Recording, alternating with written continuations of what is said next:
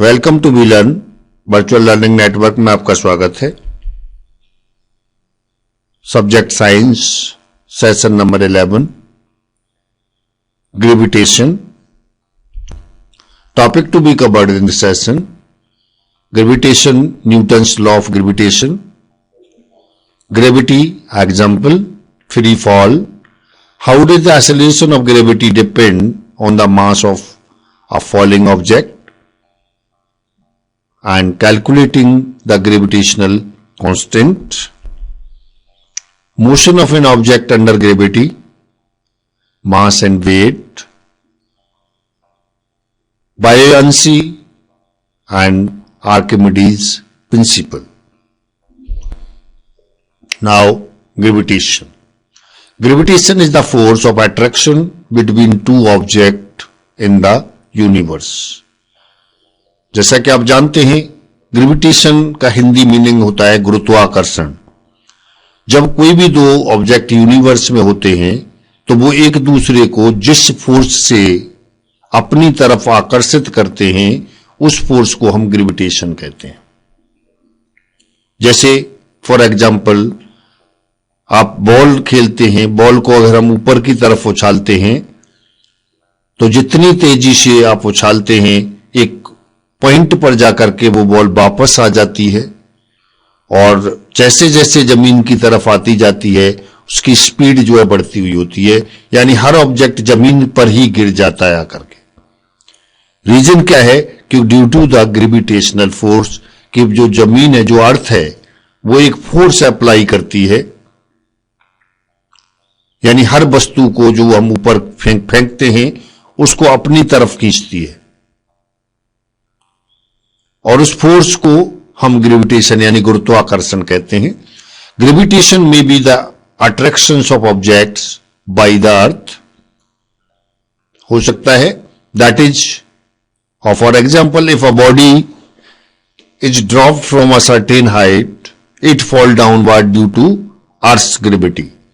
Another example ये भी है कि किसी हाइट से अगर किसी भी कमोडिटी को, किसी ऑब्जेक्ट को आप ड्रॉप करते हैं तो वो जो है अर्थ पर आकर के गिर जाता है। If a body is thrown upward, अगर हम किसी वस्तु को ऊपर फेंकते हैं तो it reaches a certain height, एक निश्चित हाइट पर पहुंचता है, और उसके बाद then fall down due to the earth gravity, और उसके बाद जो है वो नीचे गिर जाता है। ग्रेविटेशन में भी the attraction between object in outer space, और ग्रेविटेशन जो है आउटर स्पेस में एक अट्रैक्शन होता है जो कि दो ऑब्जेक्ट के बीच में हो सकता है। फॉर एग्जाम्पल हम ले सकते हैं कि attraction between the earth and moon is also gravitation. जैसा साइंटिस्ट बताते हैं कि अर्थ में गुरुत्वाकर्षण होता है, ग्रेविटेशन का हिंदी मीनिंग गुरुत्वाकर्षण होता है, गुरुत्वाकर्षण होता है, और उसी की वजह से हर वस्तु को वो अपनी तरफ खींचती है। कोई भी वस्तु नीचे गिरती है गुरुत्वाकर्षण के कारण गिरती है। Newton's law of gravitation. Diagram से आप देख सकते हैं ग्रेविटेशन को कि दो ऑब्जेक्ट हमने लिए m1 एंड m2, एंड बीच में जो है r मिडिल पॉइंट का काम करता है, जो कि इन दोनों के बीच की रेडियस को दर्शाता है। इन दोनों के बीच की जो दूरी है उसे हम डायमीटर कहते हैं, और r जो है यानी इसकी हाफ अगर हम डायमीटर को करते हैं तो आपका रेडियस r निकल करके आता है। There is a force of gravity between any pairs of object anywhere, the force is proportional to each mass and inversely proportional to the square of the distance between the two objects. It can be symbolically explain as Fg equal to G m1 m2 divided by r square. अब यहां पर आप देख रहे हैं कि M1 object जो diagram में दिया है मैंने, ऑब्जेक्ट M1 और दूसरा object M2, that means multiple of both the objective, both the object M1 और M2 की मल्टीप्लाई करके फिर once again multiply by G capital means gravitational force, उनके बीच में जो अप्लाई किया जा रहा है, जो ऑटोमेटिक अप्लाई होता है by the earth, divided by R square means radius. Radius के से अगर हम डिवाइड कर देते हैं तो जितना फोर्स इन ऑब्जेक्ट के ऊपर लगता है वो कैलकुलेट होके आ जाता है। The constant of proportionality is G. The universal gravitational force constant G equal to 6.67 into 10 to the power minus 11 Newton meter square per kg square. Note how the unit of G all cancel out except for the newtons, which is the unit needed on the left side of the equation. Gravity example.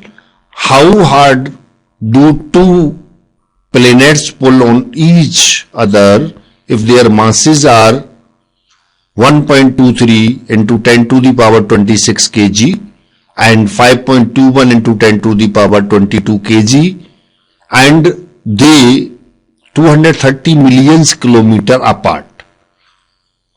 That means हम कह सकते हैं कि पहले वाले object का जो मास है यानी M1 की वैल्यू है 1.23 into 10 to the power 26 kg है और दूसरे ऑब्जेक्ट का मास जो है वो 5.21 into 10 to the power 22 kg है और उन दोनों के बीच की जो दूरी है वो 230 मिलियन किलोमीटर है, जिसको हम लिख सकते हैं 230 multiply by 10 to the power 9.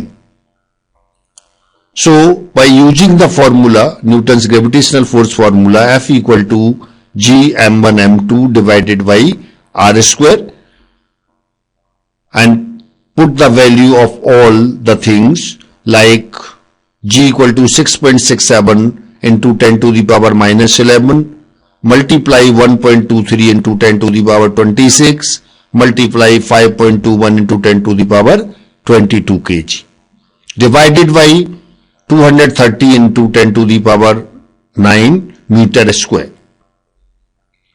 So 6.67 multiply 1.23 multiply 5.21 multiply 10 to the power 37, that means जो 10 की पावर 22 है वो 10 की पावर 11 से रिड्यूस हो जाएगा और 10 to the power 11 plus 10 to the power 26 को अगर हम ऐड करते हैं तो 37 हो जाएगा। तो 6.67 multiply 1.23 multiply 5.21 into 10 to the power 37 divided by 230 into 10 to the power 9। और हम इसको रिड्यूस कर सकते हैं, नीचे जो है 230 को 23 इंटू 10 टू दी पावर 10 करेंगे और उसको ऊपर माइनस ले जाकर के आपका हो जाएगा 6.67 into 1.23 into 5.21 into 10 to the power 27 divided by 23 which is equal to 8.08 into 10 to the power 15 newtons. This is the force each planet exert on the other. Note that denominator has a factor of 10 to the cube to convert to meters and a factor of 10 to the power 6 to account for the millions. So it doesn't matter which way or how fast the planets are moving. Now free falls. Free fall, when gravity is the only force acting on an object, free fall acceleration is directed toward center of earth. The acceleration of gravity g for objects in free fall at the earth's surface is 9.8 meter square. Galileo found that all things fall at the same rate in the absence of air resistance regardless of their mass. Galileo ने बताया कि सभी वस्तुएं जब नीचे की तरफ गिरती हैं तो उसके ऊपर 9.8 मीटर पर सेकंड स्क्वायर की अमाउंट का एक फोर्स अप्लाई होता है, या उतनी तेजी से वो नीचे की तरफ गिरती हैं, उसे हम फ्री फॉल्स कहते हैं. The rate of falling increases by 9.8 meter per second per every second. So height equal to 1 by 2 gt square. For example, 1 by 2 into 9.8 into 1 का square equal to 4.9 meter. Then 1 by 2 into 9.8 into 2 square 19.6 meter. 1 by 2 into 9.8 into 3 का square equal to 44.1 meter.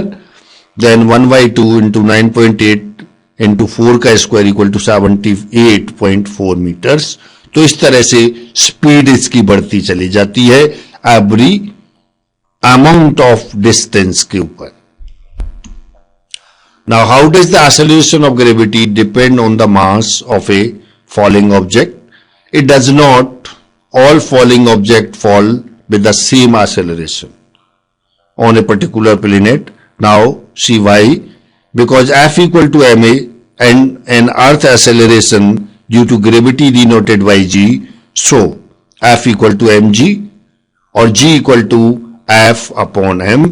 That means gravitational force जो है वो amount of force and mass के ऊपर depend करता है. If mass of earth is m1, then Fg equal to gm2 upon d square. Like this one, here m1 and m2 is objective, so Fg equal to g m1 m2 divided by d square, where d is a radius between both the objects. They have the mass of m1 and m2. And now calculating the gravitational constant, in 1798 Sir Henry Cavendish suspended a rod with two small masses red from a thin wire. Two large masses green attract the small masses and causes the wire to twist slightly. Since each force of attraction produces a torque in the same direction, by varying the masses and measuring the separations and the amount of twist, Cavendish was the first to calculate G. Since G is only 6.67 into 10 to power minus 11 Newton meter square per kg square, the measurement had to be very precise. And our motion of an object under gravity, the modified equations of motions are V equal to U plus GT. Second is S equal to UT plus 1 by 2 GT square. And third one is V square equal to U square plus 2GS, where U and V are the initial and final velocities and S is the distance covered in time t. Mass and weight. Mass is an intrinsic property of an object. It is completely determined by the number and type of atoms that make up the object. It does not depend on the environment in which the object is located. So, but weight is the different. Weight depend on the both the object itself and on some other object that exert the gravitational force. So, for example, the mass of an object would be the same on the moon or the earth, but the weight would be different on moon and earth. What does weight depend on? The weight of an object depends on the object's mass. In fact, an object's weight is directly proportional to the object's of mass. The weight of an object also depends on the object's location. In fact, an object's weight is directly proportional to its free fall acceleration g at its current location. Weight, the free force of gravity. The weight of an object is by definition the strength of the force of gravity pulling the object downward. So W equal to mg, like for example, where m is the mass of object and g is the force of gravity and earth, then it will be fall down. Then buoyancy, the ability to float in a fluid. Example of fluid equal to water, air. Buoyant force, the upward force that act on a submerged object. It acts opposite of gravity. Having the same density as water means that the boot's buoyant force is equal to the weight of the boot. Like this one, कि water में अगर boot डाले जाते हैं तो वो water जो है उनको उतनी ही फोर्स से ऊपर की तरफ फेंकता है, उसे हम बायोंटी कहते हैं. So the boat neither sink nor float, it flings. weight of objects, the bigger force wins, so the block sinks. Like this one. So this beach ball float. Why? Because the buoyant force is greater than the weight of the ball. Therefore, इसी वजह से ये ball जो है पानी में तैरती हुई नजर आती है. Now Archimedes principle. The buoyant force acting on a submerged object is equal to the weight of the fluid the object displaces. Archimedes principle states that the weight of the amount of water displaced is equal to the buoyant force. Archimedes ने बताया कि जितना भी वजन होता है किसी भी ऑब्जेक्ट में और जो वाटर में डाला जाता है तो वो जो है उतना ही वाटर को डिस्प्लेस करता है और उसी अमाउंट का फोर्स उसके ऊपर वाटर अप्लाई करता है. Figure 9. Floating ships, a solid block of steel sink when placed in water. A steel ship with the same weight floats. So weight equal to buoyant force. An object floats. Causes कि कोई भी object तैरता क्यों है, इसके कारण क्या है. First cause is